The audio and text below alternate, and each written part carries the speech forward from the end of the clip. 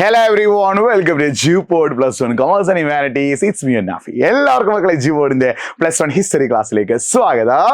ഞാൻ നിങ്ങളുടെ നാഫി. അപ്പോൾ മക്കളെ പ്ലസ് വണ്ണിലെ ഹ്യൂമാനിറ്റീസ് എടുത്ത ഒരാൾ ഹിസ്റ്ററിയെ കുറിച്ചിട്ട് എന്തൊക്കെ അറിയണം, ഹിസ്റ്ററിയിൽ എന്തൊക്കെ നിങ്ങൾ ശ്രദ്ധിക്കണം, എന്തൊക്കെ കാര്യങ്ങൾ ഹിസ്റ്ററി പഠിക്കാനുള്ളത്, ആകെ എത്ര ചാപ്റ്റേഴ്സ് ഉണ്ട്, അങ്ങനത്തെ എല്ലാ കാര്യങ്ങളും കംപ്ലീറ്റ് ആയിട്ട് വരുന്നൊരു വീഡിയോ ആണ്. So welcome to G-Pod Plus One. It's me and Nafi. നിങ്ങൾ സ്കൂളിൽ ഹിസ്റ്ററിയിൽ ചാപ്റ്റർ എടുത്തു തുടങ്ങിയോ, എത്രാമത്തെ ചാപ്റ്ററാണ് എടുക്കുന്നുള്ള ഒരു കാര്യം കൂടി നിങ്ങൾ കമന്റ് ബോക്സ് ടൈപ്പ് ചെയ്യാം. അപ്പോൾ പ്ലസ് വൺ ഹിസ്റ്ററിയെ കുറിച്ച് നമ്മൾ നോക്കുകയാണെങ്കിൽ വേൾഡ് ഹിസ്റ്ററി അഥവാ ലോക ചരിത്രമാണ് നമുക്ക് പഠിക്കാനുള്ളത്. ലോകത്തിന്റെ വിവിധ സ്ഥലങ്ങളിലെ ചരിത്രങ്ങൾ, റോമൻ എംപയറിനെ കുറിച്ചിട്ട്, ചെങ്കിസ് ഖാനെ കുറിച്ചിട്ട്, ഫ്രാൻസിനെ കുറിച്ചിട്ട്, സൗത്ത് അമേരിക്കൻ സിവിലൈസേഷനെ കുറിച്ചിട്ട്, ഇസ്ലാമിക് എംപയറിനെ കുറിച്ചിട്ട്, അങ്ങനെ ലോകത്തുണ്ടായിട്ടുള്ള വിവിധ സംഭവങ്ങളാണ് നമുക്ക് ഈ ഒരു ചാപ്റ്ററിൽ പഠിക്കാനുള്ളത്. ടോട്ടൽ നമുക്ക് പഠിക്കാനുള്ള ചാപ്റ്റേഴ്സ് 10 എണ്ണമാണ്. ആ 10 ചാപ്റ്ററിൽ നിന്ന് 80 മാർക്കിനാണ് നിങ്ങൾക്ക് എന്ത് ചെയ്യുക, നിങ്ങൾക്ക് എക്സാമിന് ചോദിക്കട്ടെ. ആകെയുള്ള ചാപ്റ്റേഴ്സ് 10 എണ്ണമാണ്.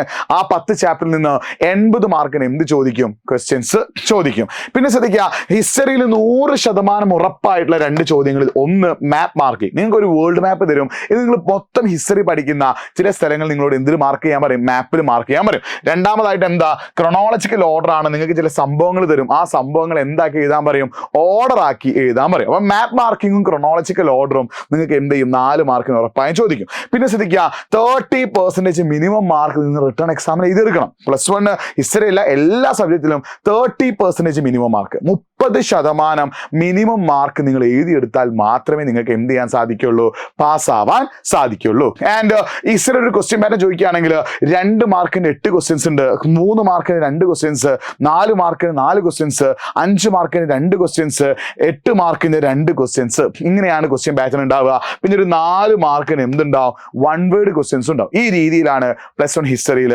ക്വസ്റ്റ്യൻസ് ചോദിക്കുക. നിങ്ങൾ ശ്രദ്ധിക്കുക, പ്ലസ് വൺ ഹിസ്റ്ററിയിൽ മൊത്തം 10 ചാപ്റ്റേഴ്സ് ആണ് പറഞ്ഞത്. അതിൽ ഒന്നാമത്തെ ചാപ്റ്റർ ഏതാണ്, റൈറ്റിംഗ് ആൻഡ് സിറ്റി ലൈഫ് എന്ന് വിളിക്കുന്ന മെസപ്പൊട്ടേമിയൻ സിവിലൈസേഷനെ കുറിച്ച് പഠിക്കുന്ന ചാപ്റ്ററാണ്. നിങ്ങൾ ശ്രദ്ധിക്കേണ്ട കാര്യം, 2024 മുതൽ ഗവൺമെന്റ് ഒരു അഡീഷണൽ ടെക്സ്റ്റ് ബുക്ക് ഇറക്കിയിട്ടുണ്ട്. എന്നിട്ട് 3 ചാപ്റ്റേഴ്സിനെ എന്തിലേക്ക് മാറ്റി, അഡീഷണൽ ടെക്സ്റ്റ് ബുക്കിലേക്ക് മാറ്റി. അപ്പൊ ചാപ്റ്ററിന്റെ ഓർഡർ മൊത്തം നോക്കുമ്പോൾ 3, 4, 8 ഈ 3 ചാപ്റ്റേഴ്സും എന്താക്കി മാറ്റിയിട്ടുണ്ട്, അഡീഷണൽ ടെക്സ്റ്റ് ബുക്കിലേക്ക് മാറ്റിയിട്ടുണ്ട്. അപ്പൊ നിങ്ങൾക്ക് NCERTയുടെ മെയിൻ ടെക്സ്റ്റിൽ 7 പാഠങ്ങളും SCERT ഇറക്കിയ അഡീഷണൽ ടെക്സ്റ്റ് ബുക്കിൽ 3 പാഠങ്ങളുമാണുള്ളത്.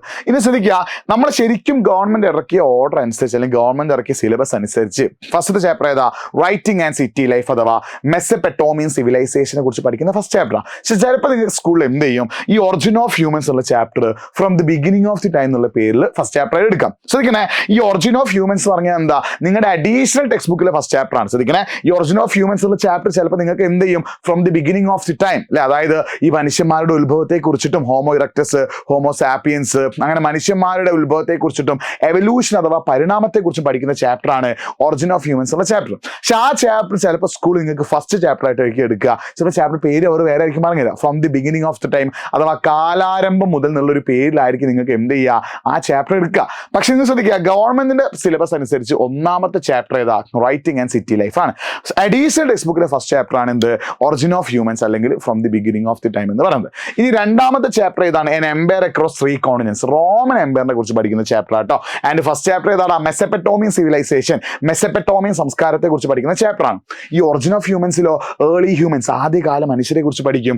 4മത്തത് cultural formation in middle ages, അത് നമ്മൾ പഠിക്കുന്ന ആരെ കുറിച്ചിട്ടാ, ഇസ്ലാമിക് എംപയർ, ഇസ്ലാമിക സാമ്രാജ്യങ്ങളെ കുറിച്ചിട്ടും, നോർത്ത് അമേരിക്കൻ സിവിലൈസേഷൻ, വടക്കേ അമേരിക്കൻ സിവിലൈസേഷനെ കുറിച്ചും പഠിക്കുന്നു.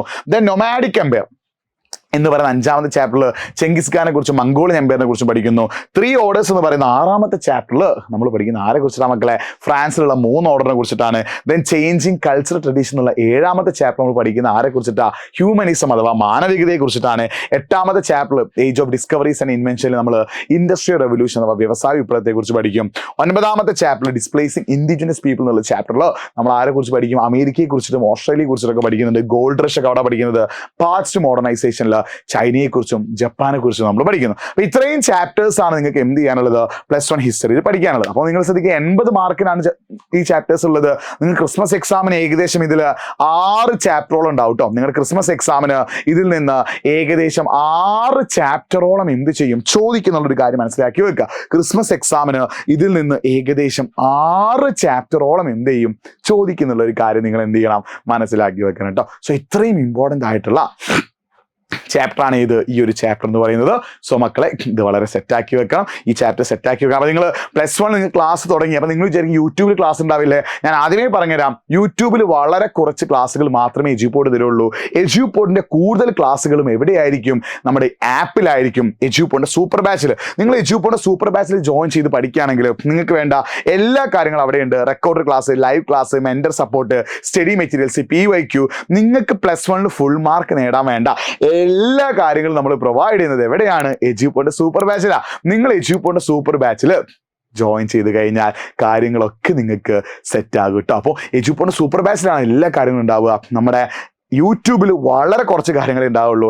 എജ്യൂപോഡിൻ്റെ ആപ്പിലാണ് മുഴുവൻ കാര്യങ്ങൾ. അപ്പോൾ ആപ്പിൽ തന്നെ ജോയിൻ ചെയ്യാനുള്ള ഒരു ഫോം നമ്മൾ കമന്റ് ബോക്സ് പിൻ ചെയ്തിട്ടുണ്ട്, ഇപ്പൊ തന്നെ ഫില്ല് ചെയ്യുക. ആൻഡ് മറ്റൊരു വീഡിയോ ആയിട്ട് വീണ്ടും കാണാം. It's me Nafi signing off. By.